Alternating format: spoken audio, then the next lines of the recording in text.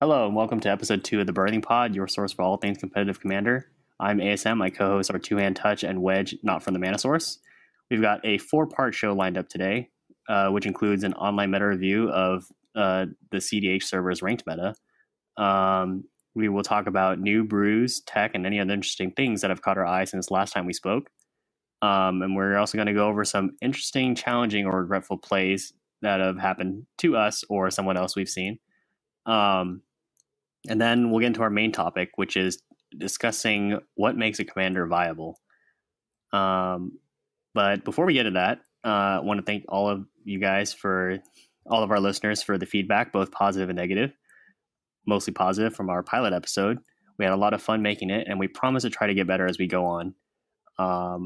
Just to appease some of the folks, we know that we forgot some commanders when we were talking about what was viable or what we were seeing played, but it's not a dig on those generals. It wasn't really even the main point. We didn't really want to go over every single general, but anyway, let's get on to our topics for the day.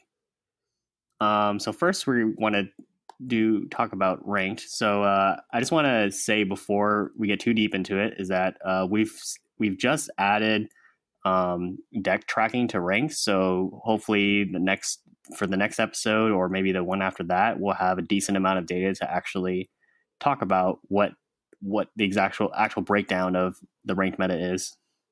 So with that given, we'll take it away. What are your thoughts, guys? Well, just to add to the discussion of the ranked, so I think the way it's going to work is that you do have to enter a generic deck name for what you played. It's going to capture both the winning player, but also all the other participants. But we don't have the granularity to really slice it down to your exact tapped out list. So for right now, it just sort of captures the general catch-all theme. So you would say, like, I'm playing Food Chain Tazri, or I'm playing Breakfast Hulk, or I'm playing Hulk Weaver, or I'm playing Chainveil Teferi. And then there's also just kind of a general rogue category for if you've done something that we just don't have loaded already. So there's plenty of room for that to evolve as we get more data under our belts. This is kind of just the first step. But I think it's going to be really interesting to get our first sort of snapshot of what is winning, but also what is losing. It's not going to tell the whole picture, obviously, because pilot skill has a lot to do with that, and also just density variance. Of play. Yeah, variance, multiplayer obviously. variance. But nonetheless, that's been a complaint for a long time about EDH in general, is that it's really hard to sort of put together any concrete tier lists because there's no data, and the way that 4-player games interact with each other, it's just really hard to say what's the best because the best doesn't always win. So it'll be interesting. Credit to ASM for doing all the legwork on that to put the back-end programming together. And I'm looking forward to seeing how it all transpires. Same. So let's talk about with what's going on in ranked. What are we seeing? What's been doing really well lately? Yeah, so for me, I haven't seen any major shifts since our first episode, which was approximately 3 weeks ago.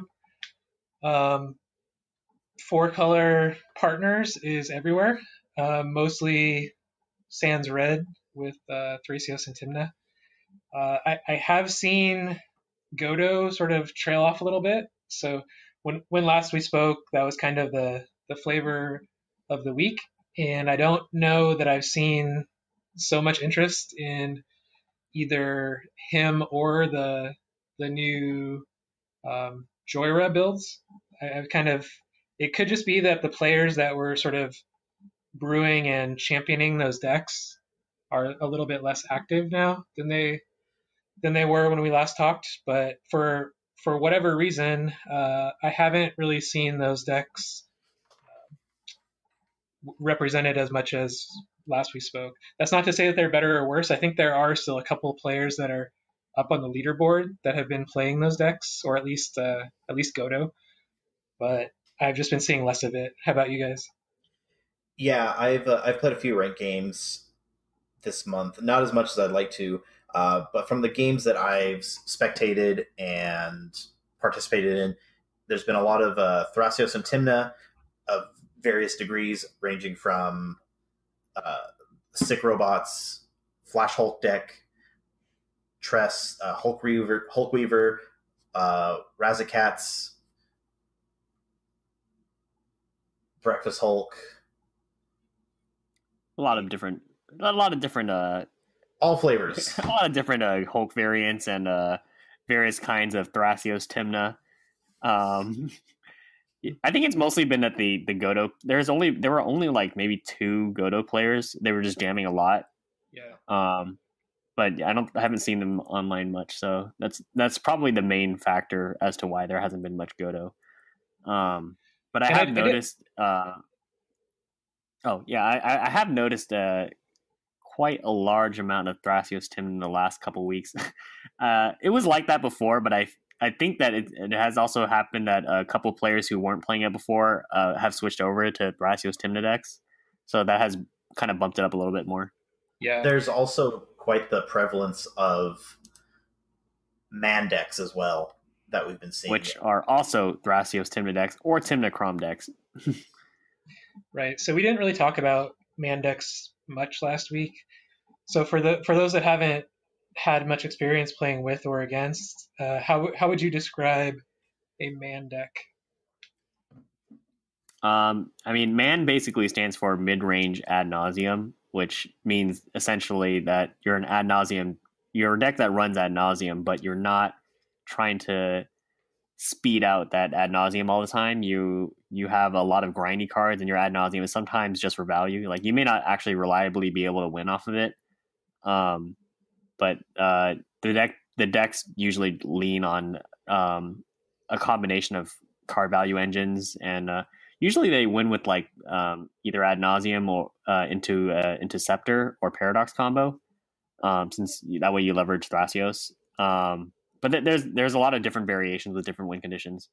Yeah, but the core of it is essentially that we're going to play four colors of maximum power, high quality cards. We're going to play grind, and we're going to play a lot of value engines, and then specific hate pieces that are very good against the meta. yeah. And I think one of the most important things of the deck is that your hate pieces absolutely cannot interfere with your win condition, which I think sometimes some stacks decks tend to do. Right. So they all the ones that I have seen play a really high density of grave hate, which is not surprising given that there's so much Hulk strategies out there. So Timna Crom, I know, plays like Rest in Peace, and I think all those decks play Grafdigger's Cage. They don't really, at least the Thrasios versions don't play Totem because it shuts off their win cons, but the Timna Crom ones do. I'm not exactly sure what the primary win con is in Timna Crom. I know that There's a couple of variations. The ones that are actually mid range ad nauseum are the like I'm not sure who's even playing the Timna Crom versions, but yeah, they have Labman. But the one that Azrael has been playing is he calls it Bear Weaver, and it uses a Hulk. It uses a Hulk. What's it called? Hulk Boon Weaver Giant? No, is it Hulk? No. Yeah, but I don't think I would classify that specific Timna Crom as a man deck. No, it's not a man deck, but it is one of the mid-range Timna Crom decks that have been playing, and it doesn't run the Labman combos. Yeah, I'm not sure if we can advocate for the Boonweaver combo, but I will say that I have been beaten down by Crom a few times, like under a Staxy board. But I've also seen Timna Crom decks like have a lot of powerful interactive plays and then just sort of peter out. Yep. So whatever their win con is, I don't think it's as consistent as the Sans Red versions that can do like dramatic reversal or paradox engine, like you said. Yeah. Anyway, I won't comment too much on that because the representation of Timna Crom is very small. I've seen it being used pretty frequently by Little Brother. I can't really think of any other players that are jamming it right now actively. That's the only two players I know, Azrael and Lib Brother. Yeah. And his list wins via Labman. It's all about playing Tainted Pact into Labman or Ad Nauseam Angel's Grace with Notion Thief or Yep. into Labman, that type of thing. And Yep. it plays a very similar style as the other man decks, like the Thrasios Tymna ones, just it doesn't have access to green. It runs all the relevant counter spells it can run. It runs as much broad grave hate and stacks pieces that are broad that don't affect it that it can run. But it just doesn't have the outlet in the command zone.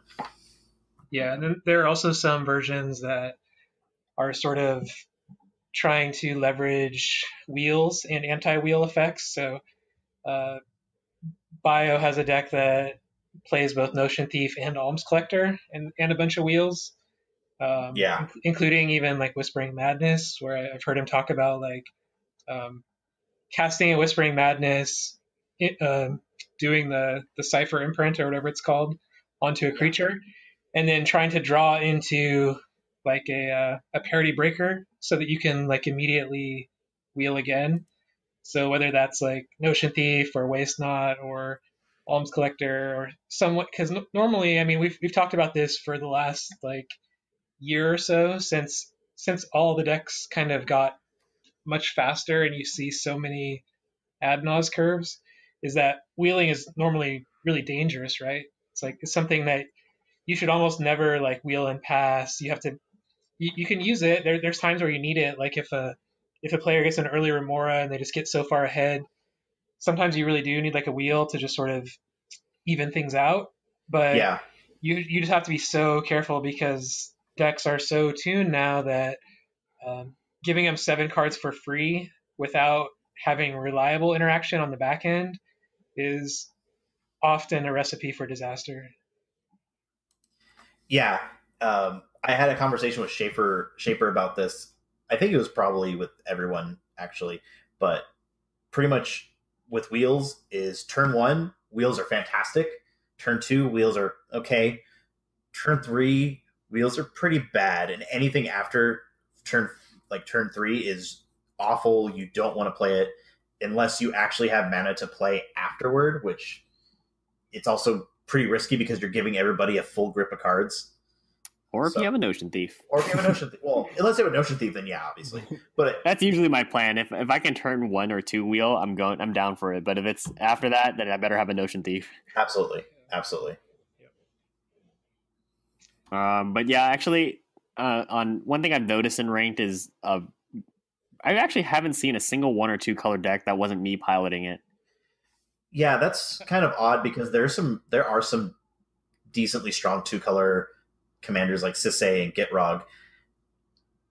And I don't think there's anything wrong with them. I just haven't seen anyone playing. I think everyone's been busy having fun with 4-color decks. Pretty much. Yeah, it's just a small population. Yeah. Those but I do think that if you think about all the possible decks that you could play, the 4-color decks represent the largest percentage of, like, if people just pick random decks, like, there's just more 4-color decks than any other deck that it's like really that are viable. Yeah. Yep. Like there are just a lot of 4-color decks. You're not wrong. Yeah, the other thing I wanted to follow up on, just talking about rank to close it out, was Najeela, which we talked about a little bit last week. So, or sorry, not last week, but last episode. And when we talked about her last time, it was still really early on in kind of the feeling out phase, and nobody had really jammed many games. There's been a lot of activity on the Najeela server, and I've been playing her quite a bit and a little bit in ranked, and I'm pretty comfortable with the deck. Like I feel pretty good about taking it into just about any pod. It's got some interesting, unique things going for it, and the exact build of the 99 is still sort of TBD. We've seen everything from fast combo to heavy stacks to a mix of like stacks and stack based interaction. But the version that I've been playing is like a lot more, I guess you'd call it like control-y, even though it's kind of not something you'd think about like aggro with control, but there's a lot of stacks based interaction. The the only stacks pieces that I'm playing are like the really good ones that I don't care about, like Graph Diggers, Rest in Peace, even Mind Sensor. So stuff that's either one sided or your game plan just really doesn't care about that. So basically, what I've been doing is just sort of throwing Najeela out there on turn two, like off of a turn one dork, and then just sort of reacting to whatever happens. Like she's pretty good about just like building critical mass on her own. You don't really have to even have any warrior support. You don't have to have like little dorky support. My original builds had some like small evasion creatures like Mausoleum Wanderer and crap like that. I eventually cut those because I was finding that she was able to just produce enough of a board state on her own. Even in the creature meta, she seems able, like, if you can just get like 3 or 4 warriors, then you just swing with them again, and you might lose one, but you gain two, so you just sort of keep growing. Snowball And out. yeah, and it leads to, I mean, it puts a lot of pressure on your opponents because um, a lot of them just want to, sculpt hand or whatever, and you will just build to an eventual board state, and you have so many tutors, and all you need is like one of like 3 or 4. Most of us are playing Druid's Repository, Nature's Will, and Derevi, and some of us are playing Bear Umbra on top of that. But you get so many tutors, and you can also use the exile tutors. So if you want to, you can use like Tainted Pact and Demonic Consultation because you don't really care about losing large chunks of your library.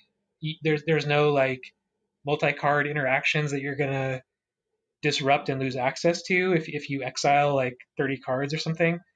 All you need is kind of one of those 4 cards to win. Or I've even had a game where I didn't even find those. I just built to critical mass while other people were kind of neutralizing each other. So there's You an only had option. like 80 warriors. Well, I mean, you get to 8, and then it's basically critical mass. So like going from 8 to 16 to 32 is usually enough in one turn to knock players out. So I mean, it's not solved and it's not all the way there, and I really wouldn't feel comfortable like assigning it. Obviously, we don't do tier lists, but like I wouldn't even feel comfortable like putting it within like a loose grouping yet because it's still so new. But I think it has enough going for it that it can be a competitive, viable deck, and it can be a combo deck that attacks from some different angles and allows you some options for interaction, which is pretty cool. Yeah, Awesome. one thing I've noticed about it is that like at least online is that there a lot of the interaction is permission based, which is one thing that Najeela can play around really well. Is that you just kind of play her and start swinging, and you just hold up counter magic like the whole time, and you drop a card advantage engine every now and then, and you kind of get there with just beats. Yeah, But your beats happen really fast. But I think that kind of the meta online does benefit that strategy because everyone is playing a lot of permission based interaction. That it gets very difficult for players to successfully resolve a combo. So it kind of a lot of times the games go pretty long, and those are the kind of games that kind of favor a Najeela strategy. yeah, I think you nailed it. Um, the last probably 5 games that I've played have gone over 2 hours, and so somebody one of you mentioned it last week, but I think it's just because when people are playing ranked, even though it's for just like fake internet points, they they don't want to play games where they feel like they don't have control, and the fast combo is so fast that they really want to have a deck that has a lot of interaction pieces. So it's not uncommon to see 4 decks that all have like 10 counter spells and some stack stuff. So you do oftentimes play a grindy game that culminates in a counter war, and whoever sort of positions himself best can often emerge. But you should definitely not play the ranked meta right now and expect to just turn 3 with no interaction because it's just not going to happen. Yeah, definitely. Um, But yeah, it's interesting. Well, one thing that we have noticed is that this is prime time for board wipe meta. Yeah. A lot of people have been really focused on, the Timna meta, the Timna Thrasios meta. Everything is so mid range. Everyone is leaning on a card advantage. What's the answer to it? What are people going to try and adjust to it? I've heard from several people, including myself, talking about wanting to tune a Kess deck with a couple of extra board wipes and to kind of be a bit of a meta buster to the Timna Menace and Thrasios Menace. That's what. Yeah, you honestly don't even need that many wipes. Just like usually, like one wipe sets them back pretty far. Yeah. And then if you can manage to land Kess and you can rebuy your wipe, that's pretty. It's a lot. It's a pretty big resource swing. Yeah, with Kess in play and a board wipe in your yard, it's like a huge rattlesnake. People don't want to overcommit because they know that they're just going to lose everything. So that's something. One thing I've actually noticed though is that Graph Cage is actually surprisingly prevalent on ranked, and I haven't actually gotten my Kess to actually flashback anything. Oh wow! So Wedge, what are the wipes that you normally run in your stock list for a general meta, and then what are the ones that you're considering? So main board, I'm on rolling Earthquake and Toxic Deluge.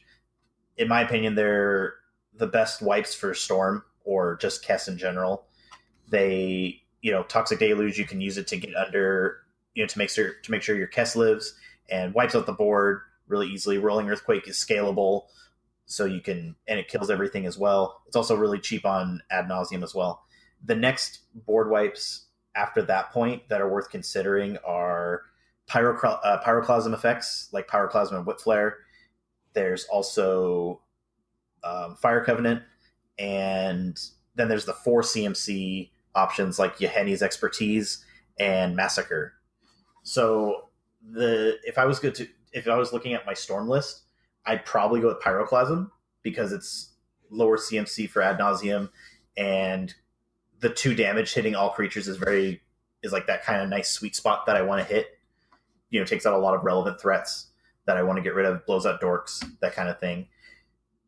There's also Fire Covenant, but I kind of find Fire Covenant to be a little awkward in a Storm or just a non-creature deck because, you play Fire Covenant because you want it to be an asymmetrical wipe, but you're not running creatures in it, so, it has a little bit of awkwardness, and also the extra life that goes into it can be kind of punishing because you are a deck that uses its life as a resource pretty heavily.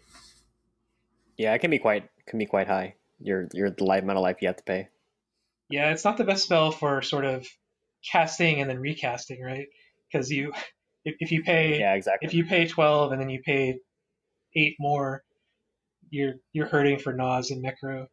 But so if you end up jamming 1 to 2 more wipes, what would you cut?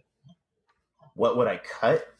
So in my list, I'd probably either cut a weak piece of interaction, or maybe a weak signet.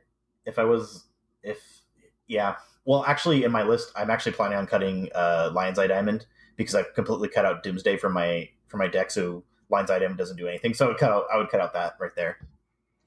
Yeah, so we talked a little bit about that last week, but are you still happy with the Doomsday less Kess? Oh, 100%. Yeah, it's fantastic. It's been great. Demon Consultation gets out under a lot of stacks, and even those broad pieces that man decks are running. So I have no complaints with it. It's been great cutting out Gush as well for Ad Nauseam and everything, because that's really all Gush has been good for in that list. And yeah, I haven't been happier with it. It's been great. I've been winning a lot with it, with the new consultation lines. I want to also mention that I've also been thinking about adding extra wipes in Zur. Shaper brought up an interesting one, but I was toying with Massacre. I like it a little bit better than Yeheni's because it's easier to protect because you cast it for free, and usually your wipes that anything beyond turn 2 can be quite contested. So that kind of interests me. But I'm going to be trying Tabernacle because you pretty much can't counter it. Yeah, it's not quite a wipe, so it doesn't really stop them, but it does eat their resources quite a bit. So it may be good enough for what I want, and it also is free off Nas.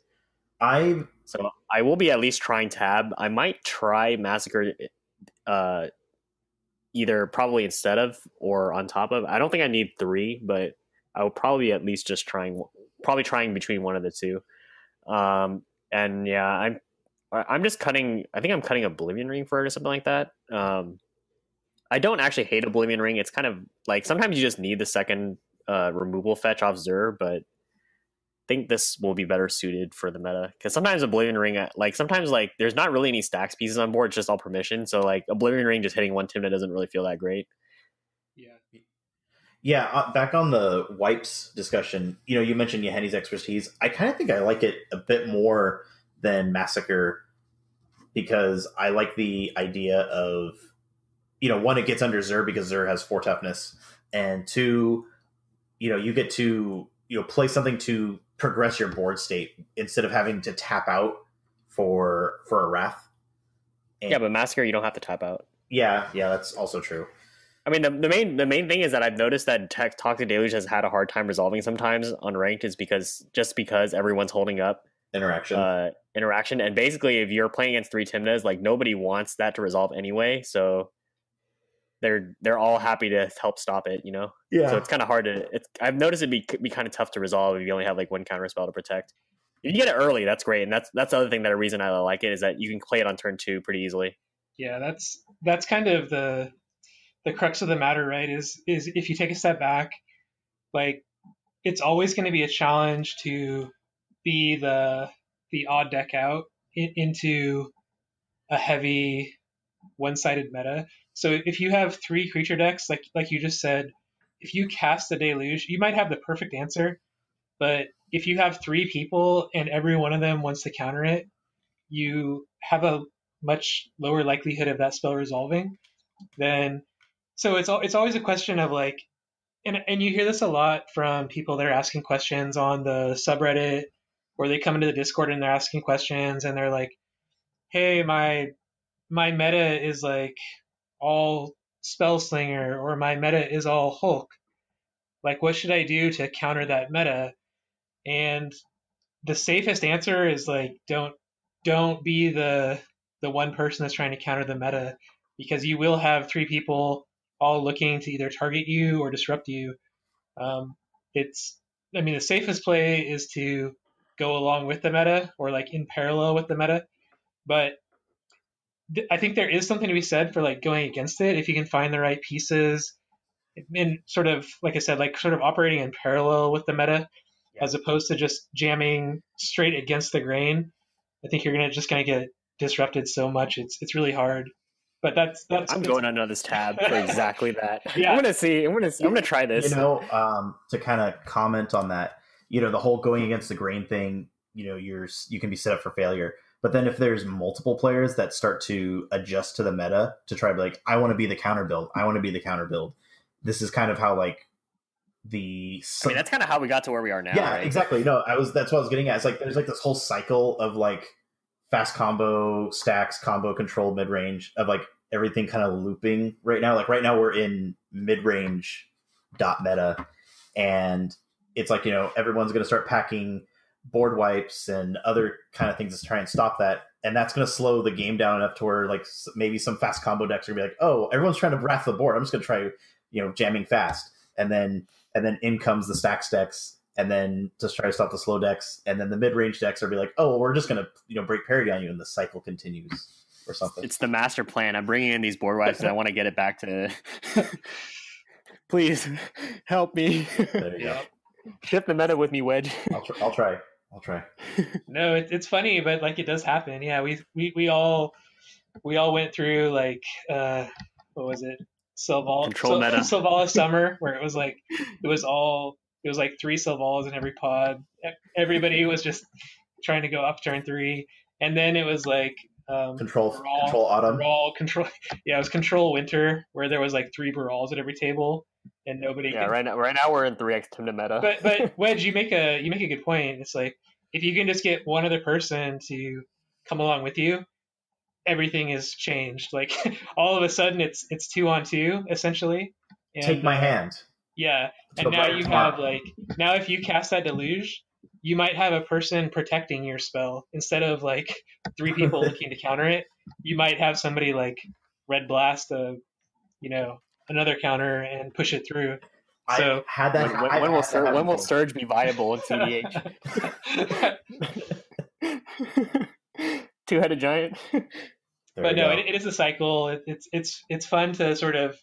It's like the game within the game, right? Where you're playing in a supposedly random pod, but at the same time, like as you go in and select your deck, you're thinking about the people you're playing against. You're thinking about what they might grab, and are you playing against their tendency, or are you playing with their tendency? And that's part of the fun of EDH and multiplayer is like there's those little sub games within the game that start before you. Granted, this is more of a thing online because there's no budget, and people can switch decks to whatever they want. Decks. Yeah. Also true. Yep. Also true. I don't know. It's fun. I have noticed that online, there's way more 4-color decks online than when we play in paper. Yeah. Oh yeah. It's the price of duels going up. Right. So one last new tech thing to kind of talk about, or new brews that I've been looking around with, is ever since Mox Amber and Urza's Ruinous Blast got printed out for Sisay, the deck's been a lot faster. And you mean Sisay, I assume? Yes, yeah, Sisay. Sorry, should have clarified that. But the deck's been feeling quite a bit faster now, and it discourages me to want to run as much stacks that's in the deck right now. Especially with the way that the meta is also shaping out to be, where I don't want to play stacks for the sake of playing stacks. I want to try and progress my game plan and try to get more value out of the grindy games that are going, rather than trying to, like I said, play a stacks game. So like Bio and I have been talking about some different alternate lines to try and see where Sisay can be taken. And we've been looking at other lines on like trying to cut out certain win cons to try and slim out the deck a bit more, and even running some mid-rangey cards. Like right now we're kind of toying around with running Tithe just as like a additional untapper for when you get Paradox going, and also thinking about running instead of cutting. We're thinking about cutting the Selvala line where you make the opponent draw the deck. Because you have 1,000-Year Elixir, Selvala, and Dosan, the Falling Leaf, and Dosan's not great. Dosan's not great because it's only good on the combo turn. If you play Dosan and pass, you just give somebody the ability to win right there. Yeah. And Selvala is just bad. And yeah, I've always felt that kind of awkwardness about Dosan defense grid type of card. It's like, yeah, it is kind of like Silence, but man, it is so awkward if you don't get there. Yeah, it is really bad if you don't get there. Yeah, playing those cards out and passing the turn is a total meme. We don't do that around here. We don't advocate that. So nope. Don't do it. But yeah, there are some decks where it's necessary, and this is one because it's a fetchable protection piece on the combo turn. Uh-huh. Yeah, so I guess you would just if you got rid of Selvala, you would just be leaning on those other ones. You still have the Curio line, right? No, we don't run Cloudstone Curio. So the new line that we've been talking about is using, this is kind of spicy, is Azor's Gateway. Which I have no idea what that card is. What is that card? It's the one that loots, right? And then if you like loot 5 cards with different CMCs, then it flips, and then it taps. And then it basically taps for mana equal to your life total. Yeah, it's a 1-2 CMC artifact it's a 1 CMC artifact that you pay 2 and tap it, or the other way around. It's like 1 and 2. It's the other way around. Yeah. It's 2 CMC and it taps pays 1 to tap. You draw a card, then you exile a card from your hand, and then if you have 5 different cards with 5 different CMCs exiled under Azor's Gateway, you get to transform it or flip it, and it's a rock, or it's a land that taps for your life total of any color of mana in any combination of colors. So equal what to is your the life thought total. there? Like, why would that be more useful than Selvala? So it is a legendary artifact. So what that means is once you have like your Paradox engine, you tutor for, you get your mana, like Mox Amber, Mox Opal, Rishkar, that kind of stuff, get a bunch of mana. You start playing, you play Azor's, you play Azor's Gateway. This allows you to draw additional cards. And the win con is, instead of trying to assemble a win that has like some sort of infinite, you are putting out your entire deck of all of your bears and all of your big things, and you're essentially amassing enough mana to play like Elish Norn into Kamal, and you blow up everybody's lands with all the additional mana that you get from drawing from Azor's Gateway and playing out your entire deck. Yeah, it's kind of crazy. So it's kind of like just Infinite Beast within essentially. Like you don't win that turn, but you've effectively won. Yes. Yeah. Because when you have like Taki and you have Thalia, you have Norn, you have Hakori, you have Linvala, Kamal has literally wiped out everybody's lands, all that kind of stuff. And with Azor's Gateway, you can use it to draw non-legendary cards, so you can play your other pieces like, hey, let's shut off everybody's mana rocks or something. That's actually a good point. You also get to get through cards that are not legendary using it. Yeah. So no, that's interesting. Sorry, I was gonna say, because you do have some awkward conflicts within that deck. Like we all know that a few of the strongest bears are like the rule of law bears. So it's like if you slam one of those down and can't get rid of it, it's really hard to go off with Paradox Engine. And there's also for some of the lines that draw cards, like off of Reki or whatever, you're often conflicted with Spirit of the Labyrinth, which you sometimes play in that deck because Sisay gives you gas that doesn't involve drawing cards. So she breaks parity on that card, which is nice, except for the combo turn. So it'd be interesting to see kind of if you wean some of those cards out and move towards a less stacksy, faster build. Yeah. I mean, but just to preface, this is all just kind of just us talking about the deck and trying to see if there's anywhere we can push Selvala into, because these new cards that have been printed are just sweet. And, we're trying to keep an open mind and see, is there something there? Yeah. Are you planning to pack it in ranked? Oh, if I like it enough. Yeah, absolutely. I'd be down. All right, cool. I'll be interested in seeing it when that happens, or maybe when I play with you in person. Right. We'll see. All right. So I think that about covers the new stuff we've seen. Let's move on. So Wedge had an interesting play situation that came up. I guess it was earlier this week, right? Yeah, it was actually Saturday or Sunday. It happened. All right. So yeah, cool. All right. Do you want to go over that? Yeah, sure. Okay, so just to kind of preface this is a four-player game of me on playing Razorcat Reanimator, and my opponents are a Thrasios Vile Smasher. I'm assuming it's some sort of control or fast combo deck of some sort, some mid-range deck. And then the next one is a Thrasios Tymna Scepter deck, and player 4 is a Flash Hulk deck. So the board state is pretty much I was able to try and jam out a win on turn 4 by entombing and reanimating Razaketh with 3 creatures in play. Everyone else was tapped out except for one player. They end up trying to Notion Thief to prevent me from comboing off through different reasons. I ended up using my Force of Will to stop the Notion Thief. Then they silence me. So what that means is I now have Razaketh in play and 3 creatures, and I can't win. So I have to pass the turn. The following turn is the Thrasios Vile Smasher player tries to play Toxic Deluge on me. And the only other things on the board besides my board full of creatures is the Flash Hulk has a Bob and a Sylvan Library, and that's about it. So he's trying to do this to stop me from winning next turn because I can win by just tutoring up life and a counterspell or silence and just stopping it and just winning right there. So my option is I can either sacrifice one of my creatures, grab Pact of Negation because I already used up my Force of Will, and counter the Deluge. Or I could let the Toxic Deluge resolve, and I lose all of my creatures, but I can sacrifice all of them and get 3 cards to my hand of my choosing, and try to sculpt and build my way back up. The table was trying to encourage me to let the Deluge resolve and get interaction to try and stop the Flash Hulk player from winning, but the Flash Hulk player hadn't shown any indication that he was going to win.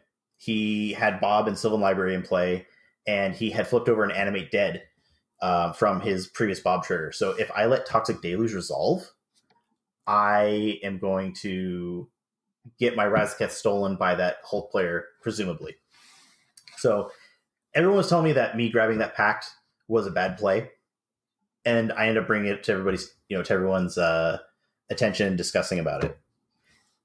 And I want to see what you guys kind of think about that. Yeah, so we talked a little bit about this beforehand. We were trying to think through, like, is there any way? What are the 3 cards that you would have tutored for that you could have held on to, and then either assemble to win on your next turn, like, while also holding up interaction for a presumable Hulk try, or so if you can't think of any solid line of 3 cards that you could get to give you a good chance next turn, then it seems like the play was obvious. You tutor up Pact right now, you counter the Deluge, and then you just sort of hope. You still have 2 creatures that you can utilize to interact with the Hulk player. So it seems like you're still in an okay spot, especially given that you have knowledge of an Animate Dead. So you'd have to tutor up a counter to keep that Hook player off of your Razaketh. Absolutely. So it's a little bit, I don't know, it's a little bit tricky. I thought that tutoring the Pact was the right play. I guess you could make an argument that you could tutor, like, if you tutored Counterspell, if you tutored a Counterspell of some type, and you tutored, like, Reanimate, and you tutored, like, Life, then maybe you could, like, stop the Hulk player, reanimate Razaketh, and cast Life, and then have your lands as sackables. But that kind of puts you in the same spot where you still have 1 counter that you're trying to hold the Hulk player back, which is the same as if you counter the Deluge as well, right? So I'm not sure if I got that completely right, but that's kind of my first thought is, you're about in the same spot, so you might as well just counter the Deluge. So on another side of this, and this is one of the main reasons why I grabbed Pact, is if I let this Deluge resolve, I go down to 2 mana only, because I had Gaia's Cradle and 2 non-lands and 2 lands in play, and I had Priest of Titania, and a Dork. If I get Deluged, I lose all of that. I only have 3 cards in hand and 2 lands. There's no way for me to really mount another offense of trying to win with 3 cards and 2 lands. There's no way for me to try and rebuild adequately. Like, I would have to just grab as much mid-rangey value cards as I could possibly muster. And on top of that, two of those players at the table each had Sylvan Library in play. I would just get buried in card advantage if I let this resolve, even if the Flash Hulk player doesn't have the win that they were trying to say that maybe he has it, which was very unlikely. And so I would say that the flip side to this, just to play devil's advocate here, is that the flip side is that you pay for that. If you pack, then you're tapping 5 out for it. So yeah, there is that kind of awkwardness there, but at least you still get to at least you still have your board. So you kind of like you're only going down your mana for like 1 turn. So, but it is also awkward in that, like, it is pretty risky that if like the next player also has a deluge or something, some kind of answer, then you can't pay for your pact is extremely awkward. So one thing to add on to that is, if I actually did, if I packed, I actually, and I have to pay for the pack, which is a lot of mana. I had Gaia's Cradle and Priest Titania in play, and a Dork. I could have easily paid for Pact and had 3 mana open to cast to A, grab a counterspell, and B, grab life to win right off the bat. So that's why I was like, I wanted to, the whole point of this whole little scenario is, people are trying to tell me to grab a bunch of cards to play defensively when, but also potentially put myself out of the game, when, in my opinion, the right play was to play to my outs. I would rather have a chance to try and win the next turn than to try and scrounge up some sort of way to try and play defensively. Yeah, I think sometimes you have to also think about it like players are going to try to politic you into doing stuff that's beneficial for them, and for them, definitely Deluge Resolving is beneficial for them. Right. So, pro tip: never trust your opponents. Right.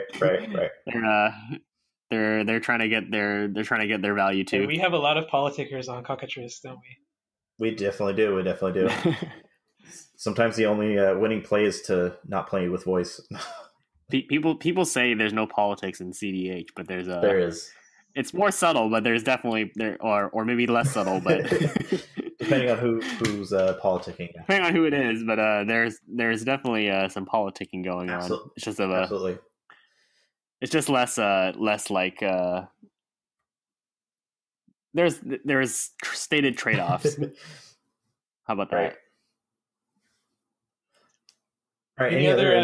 Any other interesting plays you guys want to talk about? I think we should move on to our main topic. Yeah. All right. So we want to talk about we've seen this conversation happen a lot on the Discord server, and it pops up at least once a month. You see it on you see it on Reddit, you see it on Facebook, you see it in the Discord. Yeah. And we see questions like this or related types of questions being asked all the time. And I know that just making a podcast about it isn't going to make that question go away, but we can educate some people that would it would be great. So we want to talk about what makes a commander viable, and also what generally not really looking for in a commander, because I see people all the time asking about help me make this commander competitive. Is but Muldrotha viable? There are certain guidelines. Like, yes, you don't have you can still build something with X commander that you like, but there are kind of bare minimums for a commander being at least able to achieving a a reasonable win rate. Right. So you guys want to break that down? Yeah, actually. So I wrote down a couple of things before the episode they're kind of highlights of what makes a commander viable. So there's a few things. They have to have one of these two things, if not both, which would be great. You want them to be a combo piece in the command zone for probably a 2 or a 3 card combo, no more than that. And when I mean by a 3 card combo, I mean your commander and 2 other cards, not a commander and 3 other cards. That's really bad. Don't do that. Please do not play 3 card combos without a commander. They're bad. But wait, but I play ad nauseum. It's like a 50 card combo. Right. There's nothing wrong with 3 card combos per se, but it just better not be your main play. Yeah, 3 card combos, they better all be useful on their own. You don't play. That's really good. Yeah, that's really well said too. So another characteristic that commander should have, either or both, is it needs to be an engine of some sort. And what I mean by an engine, primarily we mean a card advantage engine. Anything where you can generate resources or generate some sort of advantage with this commander. So the most obvious one is Tymna the Weaver. You play creatures, you draw cards. You're progressing your resources, you're snowballing. That's an engine. Another one would be Najeela, technically, because as we just discussed, she's not a card. She's not a card draw engine. She's a warrior engine, or she's still card advantage since you're getting warriors, but she's an engine of herself because she builds towards her win. I would say that Najeela fits a very loose description of Yeah, it's very it's of that requirement. I just wanted to show an example of something that's not generally drawing cards, I guess. Yeah, I think she's more of like a combo piece plus. I'd say she's mostly a combo piece plus like soft pressure on your life totals. Yeah. But yeah, go ahead and finish what you were gonna say. All right. Another like I guess maybe a better description for a commander that's not necessarily card draw that is an engine would be like Baral, maybe. What would you say about that, ASM? Like what would he what like? Yeah, he basically just I guess he's like a mana discount engine. Yeah. I don't know that. Yeah. Okay. But he also he also filters a little bit. It's not the worst. Yeah. It actually does help because it helps fuel your delve cards, like your dig through time and your treasure cruise and stuff. Nice. Okay, and so the next things that I kind of find of what makes a commander viable is I think that a viable commander needs to be less than 6 CMC, with the exception of commanders that pretty much make that commander less than 6 CMC when you actually cast it, like Prosh or Teferi or any food chain commander, that type of thing. Generally, if a commander costs 6 CMC or more and doesn't really do anything, it's kind of feel bad. And that's something I've just noticed, that like there seems to be kind of like that line. And well, I think it's more like it's not that they're cheaper to cast. They're just combo pieces in the command zone. They're the outlet, right? Or I guess in Prosh's case, he is the combo piece. And the thing is, he's 6 CMC, but the thing is, he essentially costs free. He's essentially free for the combo. You don't need, you don't actually need to hard cast that 6 mana to get to him. You food chain off with it, right? And then a Teferi's the exact same thing. Like he's essentially free with the way that you build up rocks and then you play him and then you untap with all of your rocks to then spit out your chain veil. Well, he's not free, but you get the opportunity cost back when you actually resolves. But he does have the bottleneck of when you actually cast him. If people counter him, it's yeah. It can be very awkward. It can be. But usually Teferi doesn't actually come down unless you are winning as well. So he also kind of fits in the bucket of being a combo piece. And then the last thing to kind of go to mention is, this is something that Tu mentioned. I agree with, is you don't want your commander to be strictly worse than another commander.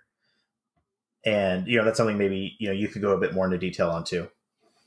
Well, yeah, I mean, the most obvious example is Una versus Thracios, right? So they want to be kind of doing the same things, but having access to the other colors is obviously a lot better for your infinite mana outlet. I mean, it's kind of to answer the question of like what makes a good commander is, I mean, you sort of have to step back and just sort of frame it from whatever your perspective is. So a lot of people are asking the question from the standpoint of like, could it be viable?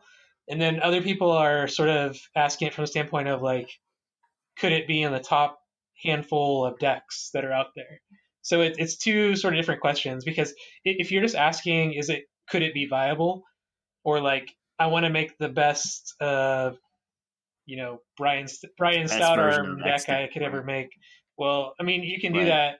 If you're answering that question, you just look at the colors. So I mean, any commander can be viable if it's 3 good colors or 4 colors, regardless of its function, or if it's strictly worse, you can make a viable deck. But that deck is often going to be strictly worse than a 4 color with more useful commanders. So it kind of depends what question you're trying to answer. Most of us that that play a lot and that play in ranked and that try to win a high percentage against other really good decks, we're asking the second question to ourselves, like, does it have a chance to sort of move up into that top handful or 2 handfuls of of decks that we see and that we play against all the time, and not feel like you're really getting outclassed. So you do have to ask yourself, I mean, once you establish that it's not going to be sort of like a strictly worse deck, then you can start asking those questions that Wedge asked. I mean, there's occasionally commanders that might do something extremely unique outside of being an engine. Sometimes you're a stacks piece that breaks parity on yourself. Sometimes you're a stacks piece that you can easily break parity by building around. But we were talking a little bit. I think those types of decks they're already rare, and they are, in my opinion, getting pushed farther to the fringes. I agree. We got. I mean, my personal opinion is that they're not viable at all. I mean, but that's the question. Like, if you ask the community, like, "Hey, is Grand Arbiter viable?" You'd probably get a pretty mixed response. The people that have played the deck would probably still say that it's viable. But if Wait, well, actually, so let me clarify. It's not that it's not viable, but I think it's worse than other options.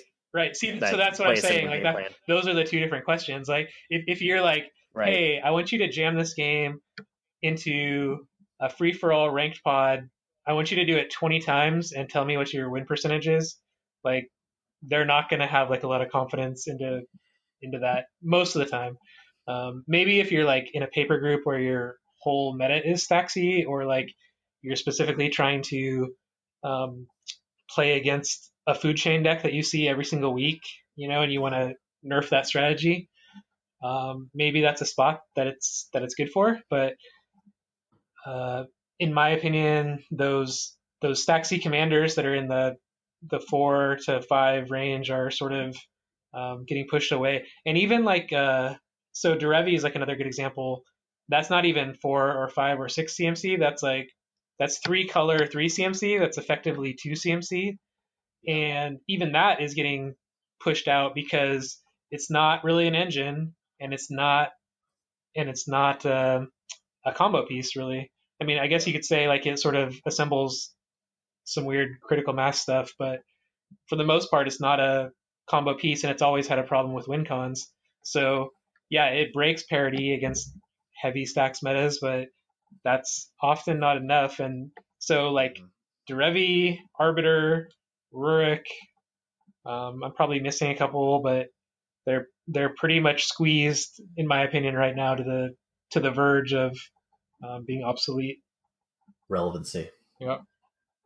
Yeah, my personal opinion on that, I guess really the second question that you were talking about, is that like, well, here's my personal breakdown. Like, you have to be cheap. Like, if you're gonna be 5 CMC, then you gotta be like 2 colors, and you can't have like ridiculous color requirements either. You can't be like double red, double blue. Like that's gonna kill you. You can't cast that with any reasonable time frame. Yeah. But like, honestly, I think like anything above 5 CMC, there has to be an extremely good justification. I mean, above 4 CMC has to have an extremely good justification. Even 4 CMC feels clunky to me sometimes. Can be, yeah.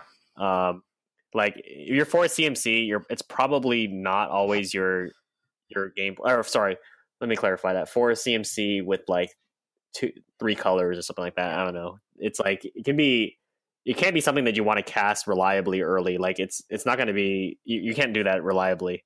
But what I do feel is that like if your commander doesn't draw cards, it's almost always going to be worse than other options that you could be playing. It's not that your special unique thing isn't good, but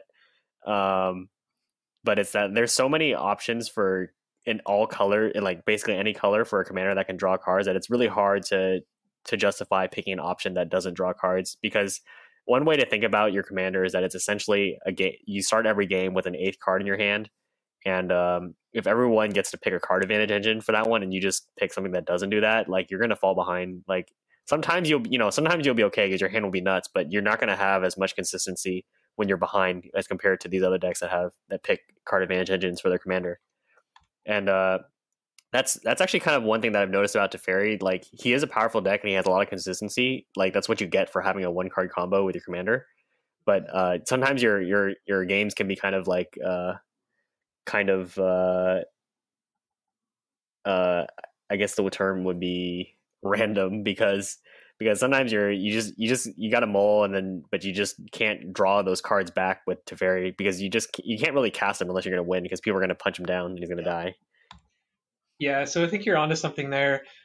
And I was talking to somebody, I can't remember who I was talking to about this, but just the part of the strength of the commanders, which you were sort of getting at, is um, you oft if you have two partner commanders, you effectively have a 9 card hand, and part of what makes commanders so strong is just having the option to do something every single turn. So if you have a single commander and it's like 4 CMC or something, you're gonna have turns where you don't ramp out properly, and you have to basically just sit without developing your board and essentially fall behind. But having those two commanders at set CMC, which is often either 2 and 3 CMC or 3 and 4 CMC, it's so easy to develop because you have all you need is a single ramp piece, and then now you have dedicated plays for turns 1, 2, 3. So you're going to have a board state, and um, if those commanders also draw you cards, then you have a board state and you have an engine. And the worst case is that they wipe your board, but then you're only essentially down like 0 or 1 cards, right? You've lost your commanders, but they are free to replay, so you are basically like back to having a you know a 9 card hand. Whereas like if you have like a single dedicated, say 4 or 5 CMC commander, and you just like, even if you like develop nicely and you get like turn 1 ramp, turn 2 ramp, or like engine or something into turn 3 commander, and you get wiped, you're wrecked because you've lost your board. You're already high CMC commander is like even higher now, and you're just pretty much like out of the game. Maybe I'm being too extreme, but that's just sort of, I mean, it seems like that's the way it shakes out, is like um, just having a 9 card starter with gas that plays on a dedicated curve is just so consistent and resilient that it's really hard to play against. It is, and that's why we are in a partner meta. Yeah, I mean that's the thing with like a secondary reason for wanting to play cheap commanders is that like when you want that smoothing to smooth out your kind of mediocre hands is that uh like you want them to smooth them sooner. You don't want to smooth them like turn 5 or 6. Like that's not gonna help you. You're gonna be way behind. Yeah, no, I get that feeling a lot.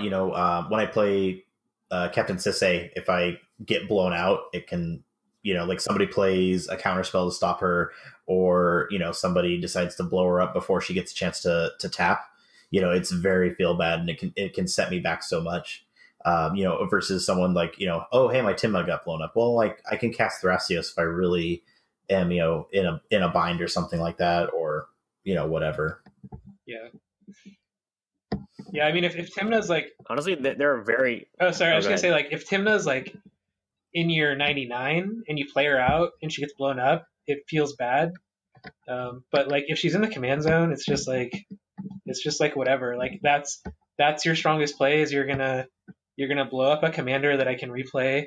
Like you almost like don't even get any, like it's not even like a 1 for 1 trade almost. It's like, yeah, you might prevent a little bit of card advantage, but like it doesn't even feel good to like swords a Timna, like No, it that doesn't. doesn't feel great. Like, yeah, you might, maybe if you're gonna win that turn, but um it just doesn't feel good because they're in 4 colors. They have And like, they probably have dorks and carpet and whatever they want. So it's not that hard to replay a Timna, and Timna's not even going to be the biggest threat that you face that game. So it Nope. puts you in a tough spot. I think one thing to keep in mind with Timna is that like even if you kill her, like they can replay and still draw the same number of cards because Timna doesn't need to swing herself in order to draw the cards. Mm-hmm.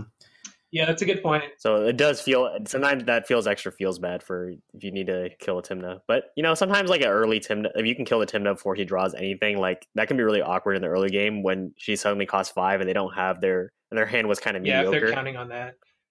I have noticed that can sometimes be a No, game I'm changer. not saying like don't ever kill the Timna. That's not what I'm saying. I'm just saying um, like there are a lot of games where Timna gets killed and replayed, and it's like they almost didn't even miss a beat. and you're if they already have like 4, 5, 6 mana access, then it feels even worse to blow up Timna because they can just replay that same turn.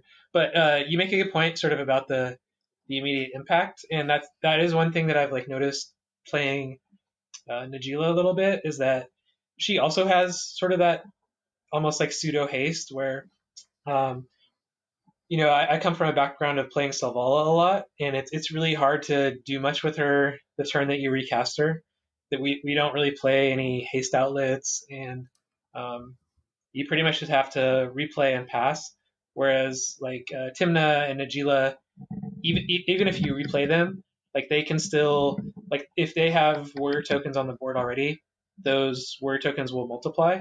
So it doesn't even feel that good to kill Najeela if you have a lot of mana out. So it's kind of another of those 3 CMC commanders um, that are a little bit pesky and a little bit sort of annoying to deal with, because you kill them, but you can bring them back and they still have like some immediate board impact that same turn. Yeah. Kind of take it back a little bit on the whole, what makes a commander viable. Can you guys think of any good examples of, like a common commander, like someone that's maybe come out recently, a card that's come out recently, or something that you would consider that, where we get that question a lot, like, hey, is this commander viable? And, we can kind of break it down as to why. I think like Muldrotha is like a really great example. Do you guys agree? Yeah, I see your point. I think Muldrotha is a common example because it gets brought up a lot. And it does suffer from this problem of being like, even if its ability is powerful, like just being 6 CMC means that like, and in your command zone, which is actually pretty funny because even though it's powerful, but because it's in your command zone, you don't have ways to cheat it out. You just have to cast it or ramp a lot. But I have noticed that like, yeah, just being 6 CMC, like I pretty much like gates it out. Yeah, no. Yeah, yeah, like you can't cast them when you need them. Like they'll come down really late. Yeah, it's interesting comparison to look at like Muldrotha versus Kess, because they kind of try to do a little bit of similar stuff, but like Kess being 4 CMC is just so much better, even though she only gets one spell, right? Versus Muldrotha that can get a lot more one potentially. But just that's, I mean, we're still in sort of the days of a turn 3 format that sees occasional turn 2s, and you have to be ready to do something on turn 3. And tapping out turn 3 is like super dangerous. So tapping out like turn 5 is basically death. Yes. Again, I'm being extreme and generalizing, but I mean, I don't disagree with that at all. But I think actually another problem that Muldrotha has is that like you're in bug colors, but like if you're playing bug, like you could be playing Thrasios and Timna, which will give you more cards and earlier. And like if you wanted to run like sort of like a recursion type strategy, you can just run a ton of reanimation and just rebuy your Razaketh, rebuy your Hulk or whatever a ton. Like there's a lot of bug X decks that already do that and do it with better and cheaper commanders. But it does highlight somewhat of a problem right now with partners, is that like that because they can do so many strategies and they're in such good colors that like if your commander doesn't already do something like extremely excellent that they don't do, then like you pretty much have to do that. You got to pass the Thras Timna test. Yeah. It really sets the bar pretty high. Yeah, but yeah, kind of rolling back a little bit though, like I honestly think that like if your commander doesn't draw cards, like you pretty much got to be like a 1-card combo with your commander to win the game. Like the examples would be like Godo and like Sidisi and like Tazri Teferi. I mean Tazri is basically a 1-card combo. Like you're trying to get like Demonic Consultation or Tainted Pact or something like that. Right.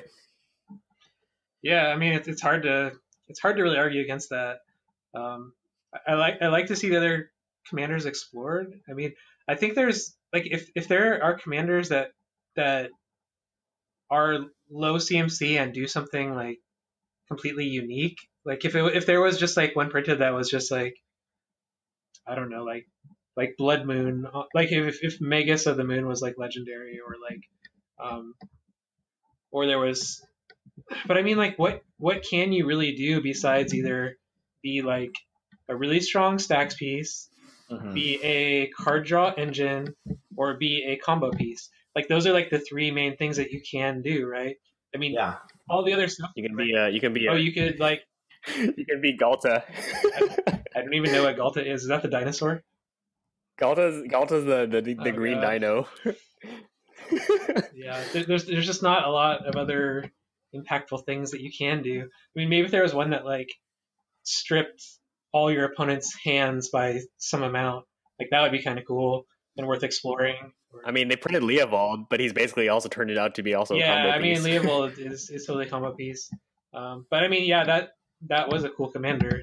I wish Leo was still R.I.P. around just for giving you. I mean, that would have been a nice foil for the Timna decks, and Oh, absolutely. He'd be so good. He'd be so great. it's pretty unfortunate. But I mean, the weird thing is like the partners are probably never going to get banned just because they're not very oppressive in casual circles. Like Yeah. it's hard to abuse them, and if you're not using Thrasios as an outlet, then it's perfectly fine. It's like 4 for a card, sure, that seems reasonable. That's on par with a lot of the other stuff that's going on at casual tables. So Yeah. it's never gonna bubble up as being a priority. But Yeah. I mean, I don't know. Are you guys sort of are you down on brewing and down on the meta, or is it still interesting and creative? I mean, for me, it's mostly about tuning to beat that. You know, it's not really like. Yeah. I mean, but as far as brewing new things goes, I haven't really been interested in anything new. But that's mostly on just Wizard hasn't really been printing anything that excites me. Yeah. I've been, kind of brewing to kind of play to the current meta. I haven't gotten bored of anything yet. But time will tell. And as you were like kind of saying with the RC, like they're never gonna ban partners.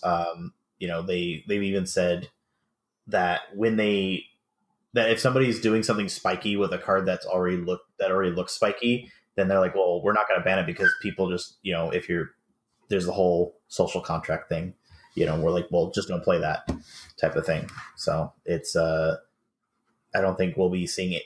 Partners will be leaving anytime soon. And I will say, well, anyway, actually, so kind of talking about what you were talking about earlier. Hypothetically, could there possibly be a commander that doesn't draw cards that you think would, and that isn't already like a 1-card combo that would be playable? Like, I feel like just being a parity breaker is not really that great, right? It's so hard to think of like what could you design that would not fit in those two categories and be a viable commander. Oh, I guess I kind of didn't exactly say it, but like I do feel that being a parity breaker alone is not really sufficient for being viable, because commanders that can draw a lot of cards will essentially just break out of that lock pretty quickly. Like even if you have provided some kind of. Who would have thought that more options is good? Yeah, especially if there's 3 players drawing cards, and you're like, oh my god, what am I going to do? Right. Yeah, so let me just give the quick rundown of that. Look, check your commander CMC. Is it really high? Is it higher than 5? You probably don't want to play that. And now check its text box. Does it say search your library, or does it say draw a card? All right, now you're good. Yeah. There you go.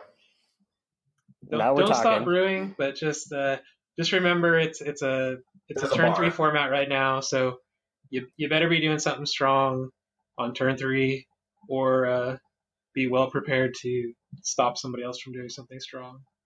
Yep. So thanks for listening, guys. We'll continue experimenting with different possible segments, and definitely we'll start reviewing the ranked meta with some data once we have that. But let us know what you guys thought about the segments this time, and what if you guys have ideas for segments you'd like to hear, then we'll definitely bring that up to the table and consider that. Yeah, thanks guys. That was a fun show. I think it was a good one. Yeah, it was. yeah, be looking forward to hearing the feedback, and we'll talk to you guys again, hopefully in 3 weeks to a month, unless something else captures our attention to the point that we want to do it sooner.